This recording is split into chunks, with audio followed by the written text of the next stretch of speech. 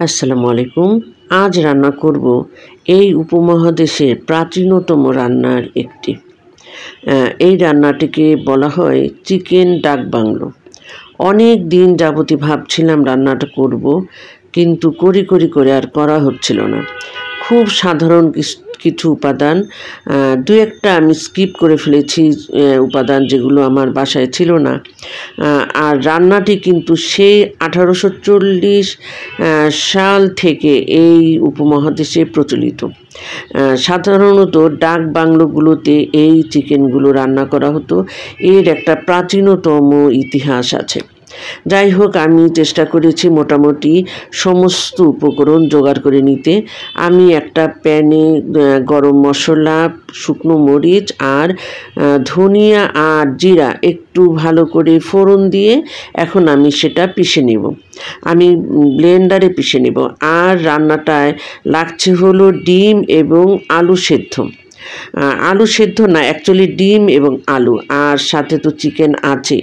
চিকেনটাকে আমি আগের রাতে একটু ম্যারিনেশন করে রেখেছিলাম, সেটা আবার আমি ম্যারিনেশন করছি হলুদের গুঁড়ো, মরিচের গুঁড়ো, ধনে গুঁড়ো, আদা দিয়ে আর সামান্য একটু টক দই দিয়ে। টক দইটা আমার কম ছিল, আমি সামান্য একটু পানি দিয়ে গুলিয়ে তারপরে ভালো করে মেখে নিচ্ছি। আমি কিন্তু পুরো চিকেনটা রান্না করব না, আমি জাস্ট হাফ চিকেন রান্না করব। তো আমি প্যানটা আমি গরম করে নিলাম, মোটামুটিভাবে গরম করে তারপরে আমি একটু সামান্য হলুদ দিয়ে মাখানো ডিমগুলো প্যানেই দিয়ে দিলাম।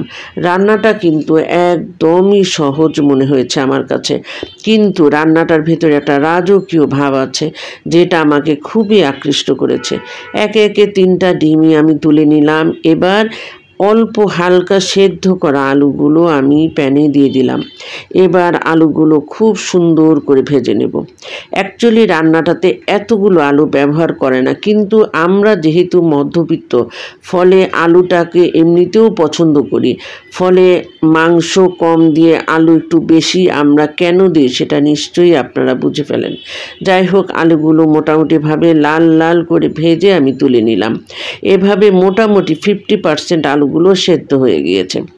তারপরে এই যে সুন্দর তেলের ভেতরে আমি চিকেন রান্নাটা করে ফেলবো। প্রথমে আমি পেঁয়াজ দিয়ে দিলাম, কুচনো পেঁয়াজটাতে একটু টমেটো দিলে ভালো হতো। মূল রান্নাটাতে টমেটো ছিল, কিন্তু আমি যেহেতু আমার বাসায় নাই, ফলে আমি এটা দিলাম না। তারপরে দিয়ে দিলাম তেজপাতা। আর যখন বাসার জিনিস ফুরিয়ে যায়, সবার আগে আমার মনে হয় তেজপাতা ফুরোয়। যাই হোক, তেজপাতাটাকে ভালো করে ফোড়ন দিয়ে নিলাম।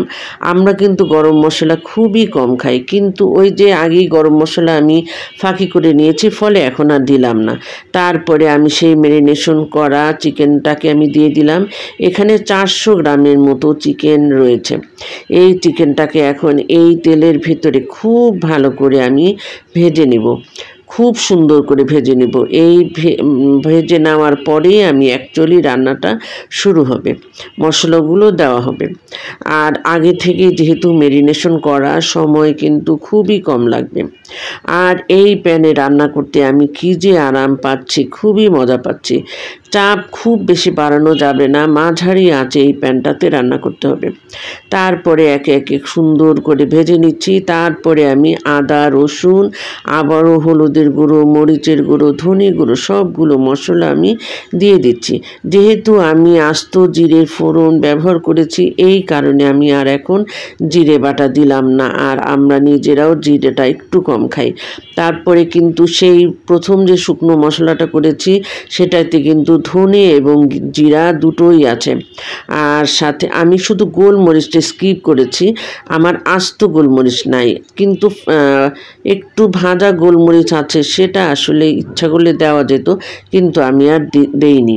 যাই হোক, আমি চিকেনটাকে খুব সুন্দর করে উল্টে পাল্টে ভেজে নিচ্ছি। আর এই রান্নাটাকে আমার মনে হয়েছে আমরা যারা মধ্যবিত্ত তাদের জন্য একদম পারফেক্ট একটা রেসিপি। এই রেসিপির সাথে আমরা পোলাও কিংবা খিচুড়ি দুটোই আমরা ইচ্ছা করলে খেতে পারবো। আর এই রান্নাটা কিন্তু আমাদের মা খালারা একসময় সাদা করেও রান্না করতেন, মানে ডিম, আলু আর চিকেনের কোরমা, যেটা একসাথে আমার আম্মু আমার নানুকে দেখেছি সবসময় করতে। তবে ঝাল এইভাবে রান্নাটা আমি খুব বেশি দেখিনি, হয়তো বা খেয়েছি ছোটোবেলায়, আমার তেমন একটা মনে নেই। যাই হোক, চিকেন ডাক বাংলোটা যখন থেকে আমি লক্ষ্য করেছি তখন থেকে আমার রেসিপিটার উপরে একটা দারুণ ভাবে আমি আকৃষ্ট হয়েছি, ফলে আমি অবশেষে করে ফেললাম। তারপরে আমি সেই ভেজে নেওয়া চিকেনের ভেতরে আমার সেই ভেজে রাখা আলুগুলো দিয়ে দিলাম। আলুগুলো কিন্তু মোটামুটি হাফ সেদ্ধ হয়ে আছে। সমস্ত মশলা মোটামুটি আমার দেওয়া শেষ, শুধুমাত্র ভাজা মশলা ছাড়া। তো আমি ভালোভাবে কষিয়ে নিচ্ছি, খুবই সুন্দর কষিয়ে নিচ্ছি। এই যে আমি একটু আগে দেখিয়ে দিলাম মশলাটা ব্লেন্ডার করার আগ মুহূর্তে। তারপরে আমার যতটুকু পানি দরকার ঠিক ততটুকু গরম পানি কিন্তু আমি দিয়ে দিলাম। পানি কিন্তু আমি আগেই করে রেখেছিলাম। আর তরকারির কালারটা একটু দেখুন। আমি অনেকগুলো রেসিপি দেখেছি, সব জায়গায় কিন্তু কাশ্মীরি লাল লঙ্কা ব্যবহার করা হয়েছে, কিন্তু আমার যেহেতু নাই, ফলে আমি মরিচের গুঁড়ো একটু বেশি দিয়েছি আর শুকনো লঙ্কাও দিয়েছি, যাতে কালারটা খুব দুর্দান্ত আসে। আমি কিন্তু এখন পর্যন্ত সেই ভাজা মশলাটা দেইনি, তারপরেও কিন্তু কালারটা এত সুন্দর এসেছে। তো আমি পানিটা দেওয়ার পরে ঢেকে ফেলেছিলাম। তারপরে আলু এবং চিকেনটা যাতে খুব ভালোভাবে সুসিদ্ধ হয় সেজন্য আমি 10 থেকে 15 মিনিটের জন্য ঢেকে দিয়েছিলাম। আর এখন এই যে ফাঁকি করে নেওয়া গুঁড়ো মশলাগুলো আমি দিয়ে দিচ্ছি। অ্যাকচুয়ালি আমি পুরো মশলাটা দিইনি, আমি অর্ধেকের একটু বেশি মশলা দিয়ে দিয়েছি। আমার কাছে মনে হয়েছে পুরোটা দিলে হয়তো বা বেশি হয়ে যেতে পারে, যেহেতু আমরা ভাজা মশলা কম খাই।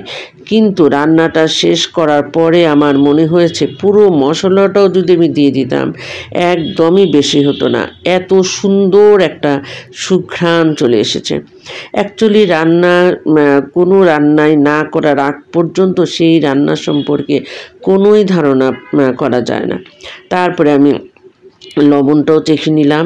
মোটামুটি সমস্ত রান্নাটা শেষ। এবার হলো আমি সেই যে সেদ্ধ করা ডিম সেগুলো দিয়ে দিলাম। আর ডিম আরও বেশিও দেওয়া যেত, তারপরেও আমি একটু কমই দিয়েছি, কারণ সবাই ডিম খেতে চায় না। এবার দেখুন কালারটা, তেলটাও খুব সুন্দরভাবে ভেসে উঠেছে। আমার আর একটুখানি দমে রেখে দিতে হবে, যাতে ডিমটাও এই ঝোল আলুর সাথে সুন্দর করে মিশে যায়। আমার সবচেয়ে ভালো লেগেছে আলুগুলোকেও দেখুন, একদম মনে হচ্ছে এক একটা রসগোল্লা ভেসে উঠেছে। কী যে দুর্দান্ত কালার এসেছে, আমার খুব ভালো লেগেছে রেসিপিটা। আমার মনে হয়েছে যে কোনো মেহমান আসলেই আমার এই রেসিপিটা করে দিলে খুব ভালো হবে।